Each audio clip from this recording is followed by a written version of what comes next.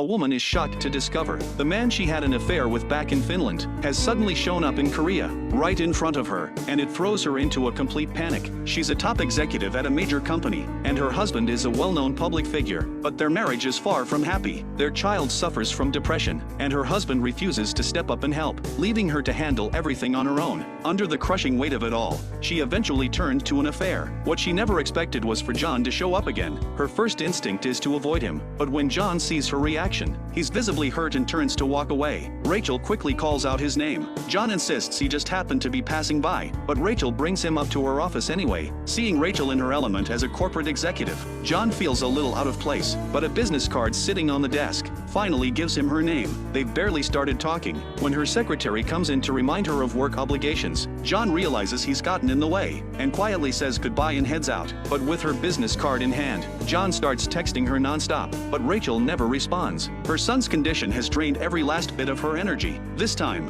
he tries to drink water straight from the toilet. Rachel stops him just in time, but he still manages to splash toilet water all over her. It leaves her completely broken. Meanwhile, after getting no response from Rachel, John actually shows up to find her again. He brings her a homemade pot of soybean stew. Ever since Rachel mentioned it once back in Finland, he never forgot. Afterward, Rachel shows John around her studio. John finds himself wanting to reach for her hand, and Rachel can tell exactly what he's thinking, so she's the one who reaches out first. But when a co-worker walks in, they quickly pull apart. Just as things are about to get more intimate between them, Rachel's son shows up, and it snaps her back to reality. Just as Rachel is constantly weighed down by her son's struggles, John's home life is just as much of a mess. Not only does his daughter battle depression, his wife also suffers from serious mental illness. At a get-together with friends, just for talking a little too long with someone of the opposite sex, his wife becomes convinced he's having an affair with them, and the two of them fight all the time, making their daughter's depression even worse. After years of living like this, he's desperate for somewhere to put all that pain.